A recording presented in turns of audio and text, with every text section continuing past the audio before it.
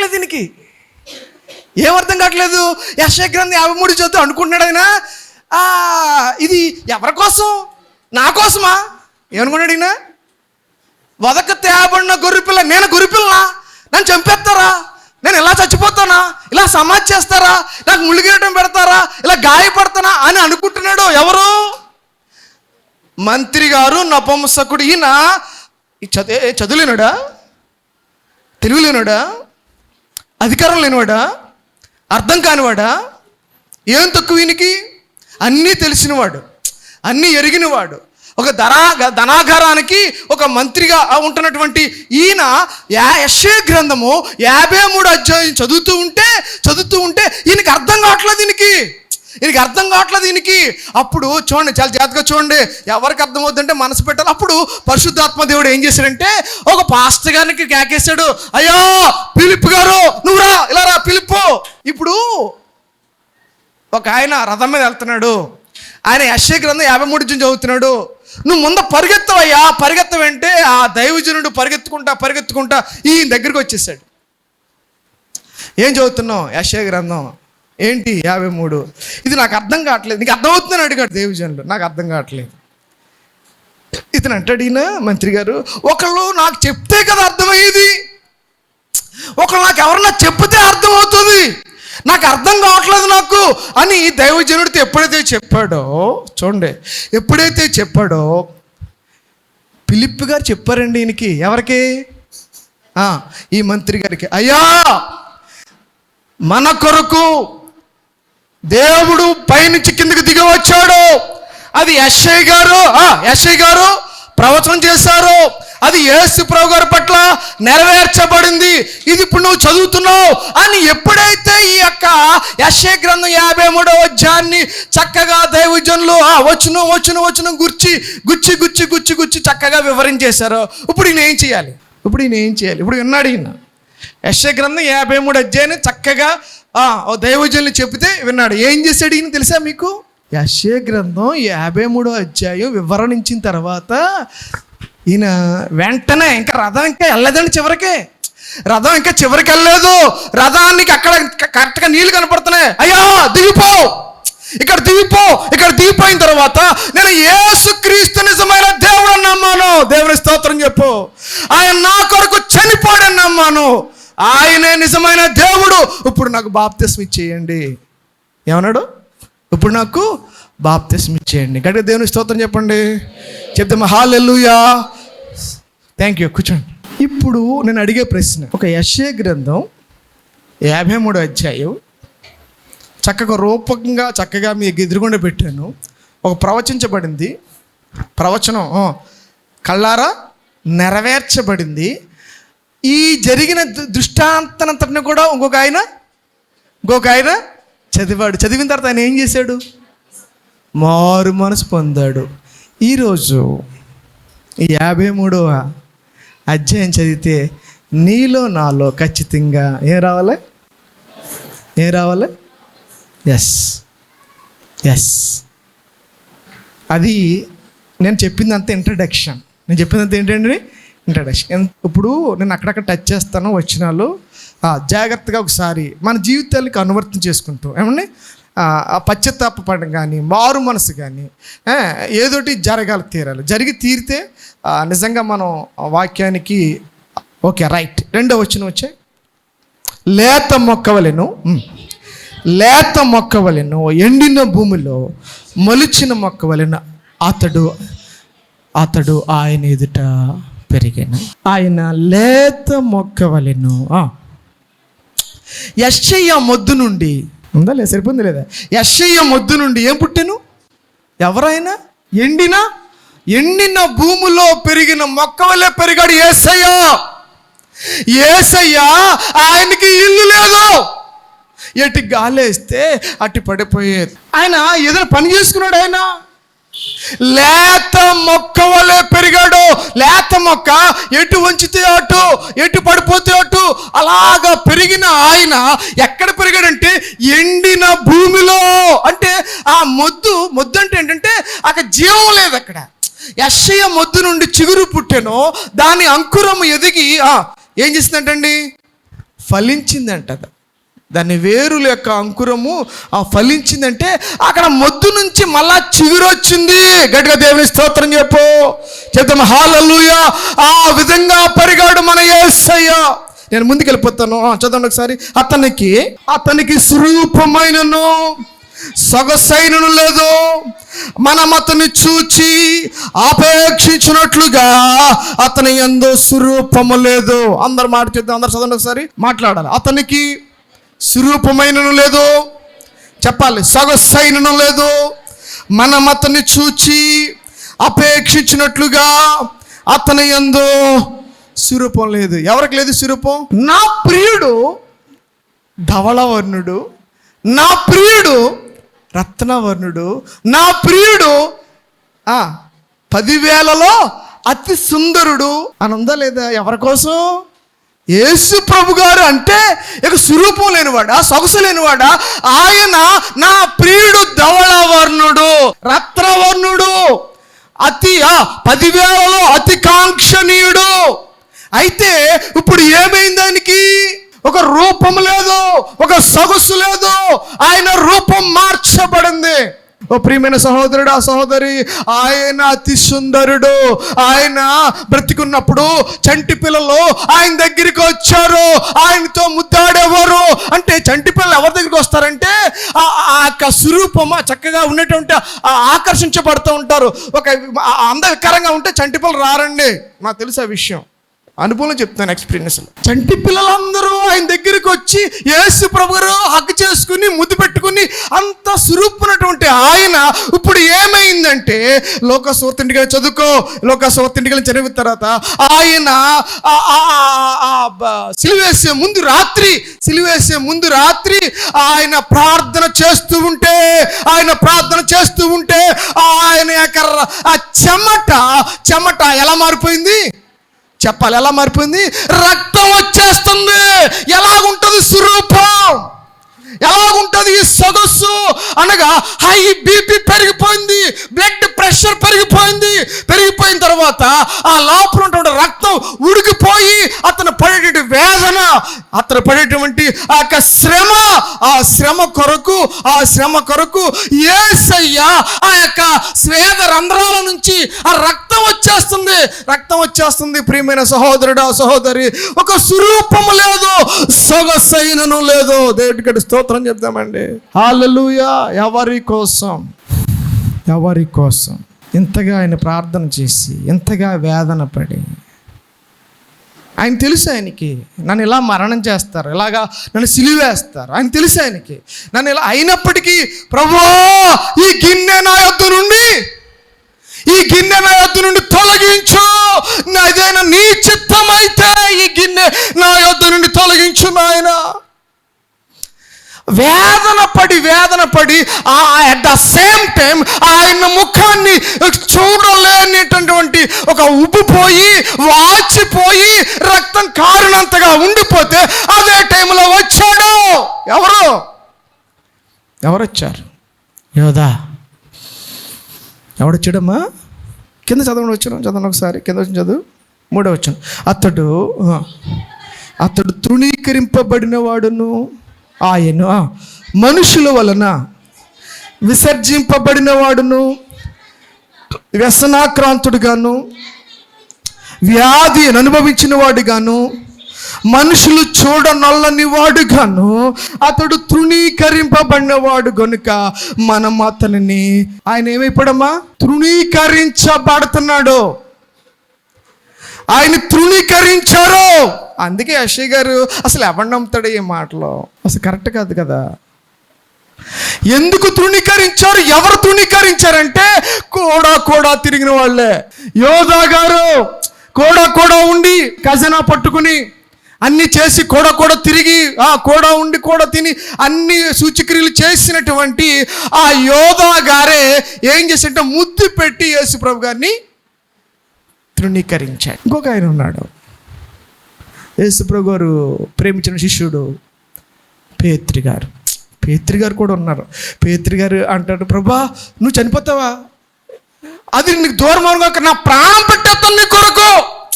పేతురు అన్న మాటలో నీ కొరకు నా ప్రాణం పెట్టేస్తాను నేను, చావు అయినా సరే అన్నవాడు అంటారు, అయ్యా పేతురు ఇదిగో కోడి కుయ్యక ముందు నువ్వు మమ్మారు పొంగుతావయ్యా. ఆ చిన్నది అడుగుతుంది, చలిమంట ఆ కాచుకుంటూ ఉంటుంటే చూడండి, ఆ మంట కాగుతున్నప్పుడు చిన్నది అడుగుతుంది, నీవు ఆ గుంపులో ఒక్కడివి కావా? ఏమంటాడు? వాళ్ళు ఎవరో నాకు తెలియదు. చూడండి, అబద్ధం ఆడుతున్నాడు. చూడండి, తృణీకరిస్తున్నారు యేసుప్రభు గారు. అంటే యేసుప్రభు గారు కూడా ఉండి అద్భుతాలు చూసి బాప్తిసం పొంది నువ్వు కూడా అద్భుతాలు చేసి దెయ్యాలను వెళ్ళగొట్టి అన్నీ చేసినా కూడా నువ్వు కూడా ఏం చేస్తున్నాడంటే తృణీకరించబడి ఎవరో తెలీదు. రెండోసారి కాలఫా. మూడోసారి అడిగారు, వెంటనే ఏం కూసిందండి? కోడి కూసింది. కోడి కూసిన వెంటనే యేసుప్రభు గారు చూడండి, కోడి కూసిన ఇక్కడ మంట ఉందండి, పేతురుడు ఉన్నాడా? యేసుప్రభు గారు అక్కడ ఉండి చూస్తున్నారంట. ఈ మధ్యన మంట ఉంది, పేతురుడు ఉన్నాడు, యేసుప్రభు గారు, ఈ ఇద్దరు ఒకళ్ళు చూసుకుంటారంటండి. ఎవరెవరు? పేతురు గారు, యేసు. మధ్యలో మంట ఉంది. ఇంకా చూడండి, పేతురు గారు కుమిలిపోయాడు. కోడి కూసినట్టునే అప్పుడు గుర్తుకొచ్చింది పేతురు గారికి, నువ్వు 3 సార్లు బొంకుతావు అని. ఎప్పుడైతే ఆ మాటలు గుర్తుకొచ్చి పక్కకి వెళ్ళిపోయి దుఃఖపడి పశ్చాత్తాపడి ఏం చేయాలో పశ్చాత్తాపడ్డాడమ్మా పేతురు గారు. ఇద్దరు క్యారెక్టర్లు మీద ఎదురు పెడుతున్నాను, నా దగ్గర సమయం లేదు. ఇద్దరు క్యారెక్టర్లను పెడుతున్నాను. యోధా కూడా ఉన్నాడు, యేసుప్రభు గారిని విసర్జించాడు. తెలుసు అతను చేసే తప్పు తెలుసు. వెండి నాణ్యాలు తెచ్చేసి ఆ గుళ్ళో పడేశాడు, కానీ పశ్చాత్తాపం మాత్రం పడలేదు. పేతురు గారు తను చేసిన ఆ తప్పుని పశ్చాత్తాపడ్డాడు. యేసుప్రభు గారి కోసం సాక్షిగా బలైపోయాడు. దేవుని స్తోత్రం చెప్దాం. యోధా ఊరేసుకుని చెప్పాలి, యోధా ఊరేసుకుని చచ్చిపోయాడు. పేతురు గారు యేసు కొరకు సాక్షిగా బలైపోయాడు, సాక్షిగా ఉన్నాడు. ఈ మధ్యాహ్న సమయంలో యెషయా గ్రంథం 53 ధ్యానం చేస్తున్న నీకు నాకు దేవుడు చెప్తున్నాడు, ఆయన యోధలాగా విసర్జిస్తావా, పేతురులాగా స్వీకరిస్తావా? ఏదో ఒకరోజు నువ్వు నేను తప్పులు చేసిన వాళ్ళమే, తృణీకరించొద్దు, ఆయన స్వీకరించడానికి ప్రయత్నం చేయి. గట్టిగా దేవుని స్తోత్రం చెప్దండి, చెప్పండి. ఎవరు ఒకసారి ఆలోచన చేసుకో. నువ్వు యోధాలాగా దేవుని విసర్జిస్తావా, పేతురులాగా దేవుణ్ణి స్వీకరించి దేవుని వెంబడిస్తావా? కింద వచ్చిన చూద్దామండి, 4వ వచనం. నిశ్చయముగా అతడు మన రోగములను భరించెను, మన వ్యసనములను వహించెను, అయినను మొత్తబడిన వానిగాను. ఒకసారి, నిశ్చయముగా అతడు మన రోగములను భరించెను. స్తోత్రం. అమ్మా, ఏం భరించాడమ్మా? నీకున్న రోగాన్ని భరించడానికి యేసయ్య లోకానికి వచ్చాడు. గట్టిగా దేవుని స్తోత్రం చెప్దామండి. హల్లెలూయా. నీవు ఏదైతే రోగంతో బాధపడుతున్నావో, నేను ఏదైతే రోగంతో బాధపడుతున్నానో, అది శారీరక రోగమైనా మానసిక రోగమైనా మరి ఏ రోగమైనా సరే ఆయన బాగు చేయగల శక్తిమంతుడు. నమ్మితే గట్టిగా స్తోత్రం చెప్పు. కుష్టి వ్యాధుల్ని బాగు చేశాడు, కుంటివాడిని బాగు చేశాడు, గుడ్డివాడిని బాగు చేశాడు, అంగవైకల్యం గల వాడిని బాగు చేశాడు, చనిపోయిన వాడిని సహితము లేపగలని శక్తిమంతుడు మన దేవుడు. చప్పట్లు కొట్టి దేవుని ఆరాధన చేద్దామండి. ఆయన మన రోగాల్ని భరించడానికి వచ్చాడు అని యెషయా గారు ప్రవచనం చేశారండి. అమ్మా, ఎవరు చేశారు ఇది? ఆయన పుట్టిన తర్వాత అనేక మంది రోగులు స్వస్థపరిచారండి. అందుకే మన రోగములను భరించను, అతడు పొందిన గాయముల చేత, చెప్పాలి, అతడు పొందిన గాయముల చేత స్వస్థత. స్తోత్రం చెప్తామండి. 5వ వచనం చూడండి.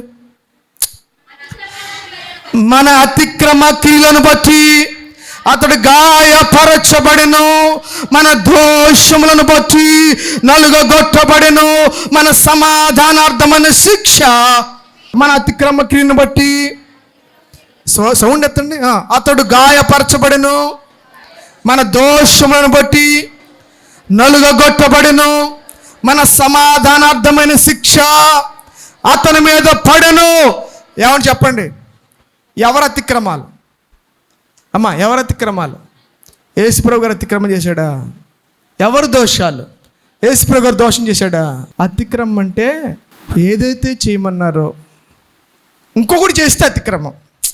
ఏదో పని చెప్పారు నీకు, ఆ పని పనిలాగా చేయకుండా వేరొకటి చేస్తే అతిక్రమం, దోషం. దోషం అంటే నువ్వు చెప్పింది చేయకపోతే దోషం.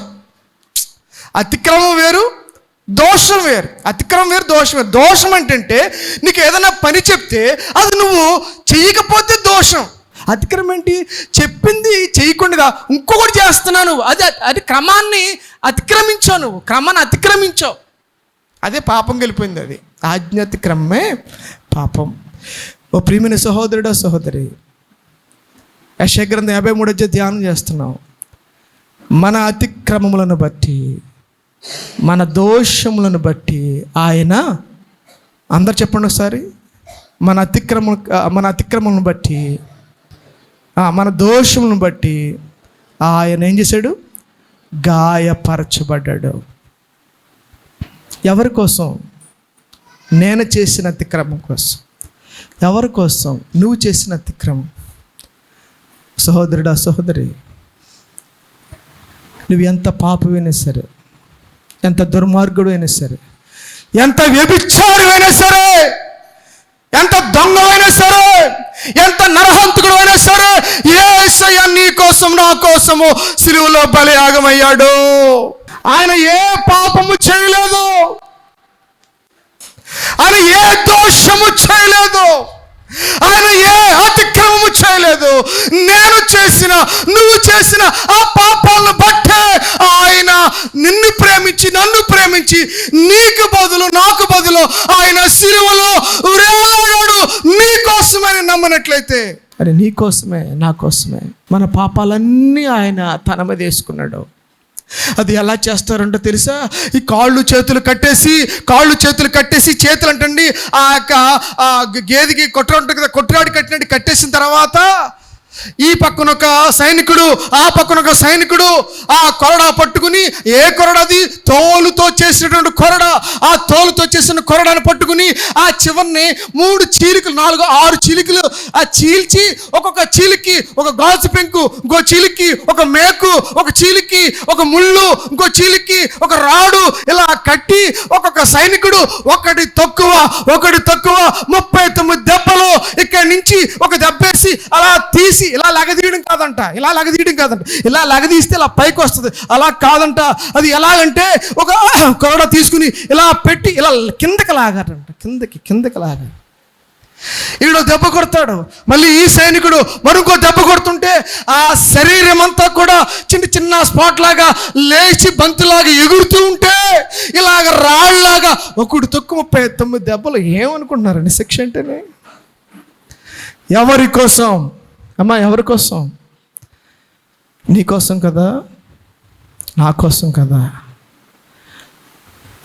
రక్తమైపోతుంది, ఆ మాంసం ముక్కలు ఎగురుతున్నాయి. ఇలా లెగదీసి ఇలా పడేటప్పటికి ఆ మాంసం ముక్కలు పైకి గాలి బంతుల్లాగా ఎగురుతుంటే, మన పాపాల కోసం, మన యొక్క దోష నిమిత్తము అయినప్పటికీ, చూడండి ఒకసారి 6వ వచనం, మనమందరము గొర్రెల వలె త్రోవ తప్పిపోతిమి, మనలో ప్రతివాడు తనకిష్టమైన త్రోవ తెలియను. యెహోవా మనందరి దోషమును అతని మీద మోపెను, అతడు దౌర్జన్యమునందెను, బాధింపబడినను అతడు నోరు తెరవలేదు. వదకు తేబడు గొర్రె పిల్లయు బొచ్చు కత్తిరించియు గొర్రెయు మౌనంగా ఉన్నట్లు అతడు నోరు తెలియలేదు. గట్టిగా దేవుని స్తోత్రం చెప్దామా? ఒక్క మాట కూడా మాట్లాడలేదు. ఎవరి కోసం? నిన్ను రక్షించాలని. ఎవరి కోసం? నన్ను రక్షించాలని, నా శాపాన్ని పోగొట్టాలని. ఎవరు చేయగలరు ఇలాగా? నోరు తెరువలేదా ఏ ప్రేమ, బదులు పలుకలేదా ఏ ప్రేమ, నోరు తెరువలేదా ఏ ప్రేమ, బదులు పలుకలేదా ఏ ప్రేమ. ఇది ఎవరి కోసమో?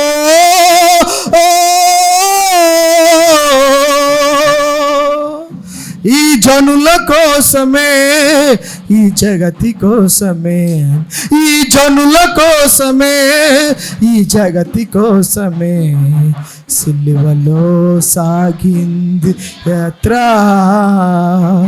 కరుణామయి దయగల పాత్ర. స్తోత్రం. ఇది నెరవేర్చబడిందా లేదా? చెప్పరే అమ్మా, నెరవేర్చబడిందా లేదా? ఎవరి కోసము ఈరోజు తెలుసుకున్నావా లేదా? ఆయన కింద అంటాడు, కింద వచ్చి 9 నేను ముగించేస్తాను. 8వ వచనం, అన్యాయపు తీర్పు నందిన వాడై. పిలాతు గారు ఒక స్టేట్మెంట్ ఇచ్చాడు, అయ్యా ఈయన యందు నాకు ఏ దోషం కనబడట్లేదు, కానీ ఇతను ఏం చేయాలంట? ఏం చేయాలి? సిలువేయాలి. దీని తీర్పు కరెక్ట్ అంటారా? పిలాతు గారు ఇచ్చిన తీర్పు చూడండి. ఇతను తప్పు చేశాడు, ఇతను హత్య చేశాడు, ఇతను వ్యభిచారం చేశాడు, ఇతను సిలువేయండి అంటే కాదండి, అలాగనలేదు. ఒక జడ్జి ఏమన్నాడంటే ఇతడు ఏ అన్యాయము చేయలేదు, ఇతన్ని అన్యాయపు తీర్పు నందినవాడై. అన్యాయపు తీర్పు నందినవాడై. చదువు సరే. అతడు నా జనులు అతిక్రమను బట్టి మొత్తబడిను, సజీవుల భూములు అతడు కొట్టివేయబడిన, అయినను అతని తరం వాళ్ళు సంగతి ఆలోచించవలేరు. అతడు మరణమైనప్పుడు భక్తిహీనులతో అతనికి ఎవరితో సమాధి చెప్పాలి? ఆయనకి సమాధి ఎలా పెట్టారు? ఈ పక్కన ఒక దొంగ, ఆ పక్కన ఒక దొంగ, అంటే భక్తిహీనులతో పాటు ఆయన సమాధి చేయాలి. అలాగ నిర్ణయం చేశారు యేసు ప్రభు గారిని. చూడండి, ప్రవచన వాక్యం యాజ్ ఇట్ ఈజ్ నెరవేర్చబడుతుందో లేదో సార్ ఆలోచన చేసుకో. యాజ్ ఇట్ ఈజ్ అలాగే నెరవేర్చబడిందా లేదా ఒకసారి చవి చూసుకో. ఆ పక్కన ఒక దొంగ, ఈ పక్కన ఒక దొంగ, భక్తిహీనుల మధ్య ఆయనకి ఏం చేశారంటే సిలువేశారు. అంతేకాదు, చదమ్మా, ధనవంతుని యొద్ద అతడు ఎక్కడుంచారండి? యేసు ప్రభు గారి సమాధి ఎక్కడుంచారు? ధనవంతుడైన అరిమతయ యోసేపు. నెరవేర్చబడిందా లేదా? అవునా కాదా? అవునా కాదా? చెప్పండి, అవునా కదా? అవునంటే దేవుని స్తోత్రం చెప్పండి.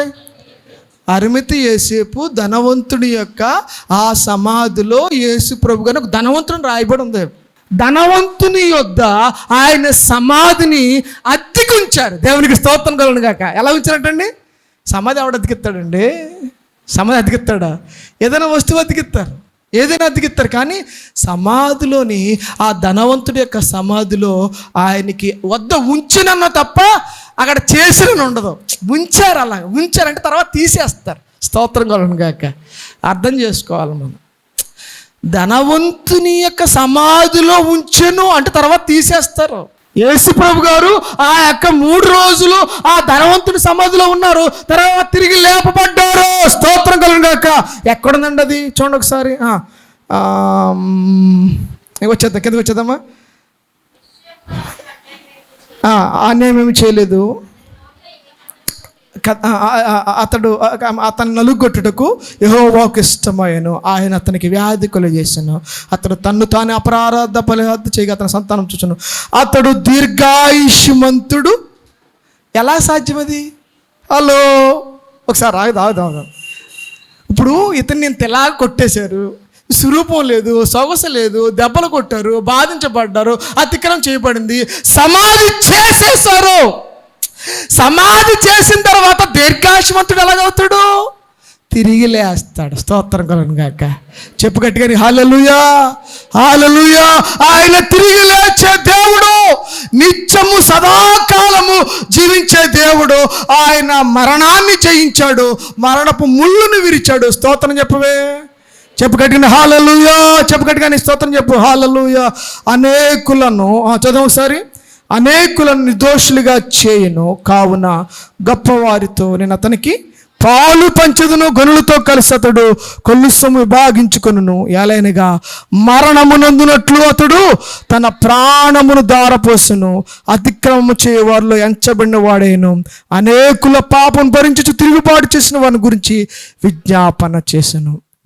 ప్రియమైన సహోదరుడు, సహోదరి, ఇంతవరకు వాక్యం విన్నాం. ఇది కనుక సత్యమైతే ఈరోజు బయటికి వెళ్ళే ముందు, చర్చిలోంచి బయటికి వెళ్ళే ముందు, ఇప్పుడు ఉన్న వాక్యం సత్యమని అనుకుంటే కనుక నీవు ఈ యొక్క మధ్యాహ్న సమయంలో ప్రభువా నా పాపాలను క్షమించు, నన్ను కడుగయ్యా, నువ్వు నా కొరకే మరణించావయ్యా, నువ్వు నా కొరకు ఈ లోకానికి వచ్చావయ్యా, నాకు బదులు నేను శిక్షించారయ్యా, నాకు బదులు నిన్ను కొట్టారయ్యా, నన్ను పవిత్రుడిగా చేసావయ్యా, నన్ను మరలా సజీవుల సంఖ్యను చేస్తావయ్యా అని నమ్మితే కనుక ఒక నిమిషం ప్రార్థన చేసుకుని ముగించుకుందాం. నమ్మితే ప్రార్థన చేయి. ఈరోజు వాక్యం విన్న వాక్యం అర్థమైపోకూడదు. ఒకసారి ప్రార్థన చేసుకో. పరిశుద్ధాత్మ దేవుడిని ఒకసారి 2 చేతులు జోడించి, అందరూ మనకున్న వాళ్ళందరూ కూడా పాపం చేసిన వాళ్ళమే, ఏ ఒక్కరు లేని అందరూ పాపం చేసి దేవుడిని గురించి మహిమను పొందలేకపోతున్నాం. కాబట్టి ఒక చిన్న ప్రార్థన చేయగలిగితే నువ్వు ఒక చిన్న ప్రార్థన, ప్రభువా నా కోసం మరణించాను. అందరూ ప్రార్థన చేయమ్మా. ప్రార్థన చేసి 2 చేతులు జోడించి, ప్రభువా నువ్వు నా కోసమే మరణించావయ్యా, నా పాపాలు క్షమించాయా అని ఒక చిన్న ప్రార్థన. నన్ను కడిగయ్యా, నేను చేసిన దోషాన్ని కడిగయ్యా, నా అతిక్రమాన్ని కడిగయ్యా, నా పాపాలను కడిగయ్యా, నీ రక్తము పవిత్రపరిచేదయ్యా, నా కొరకు నువ్వు గాయం పొందావయ్యా, నన్ను క్షమించు ప్రభువా. చెప్పు, నన్ను క్షమించు నాయన, నా దోషాన్ని కడుగు నాయన అని ప్రార్థన చేసుకో. మా దేవుడు ఖచ్చితంగా తన రక్తం చేత నీ పాపాలు నా పాపాలన్నీ సమృద్ధిగా కడిగే దేవుడు, ఆయన పవిత్రగా చేసే దేవుడు, మనల్ని అందరినీ పరిశుద్ధపరిచే దేవుడు అని ఒక చిన్న ప్రార్థన చేసుకుందాం.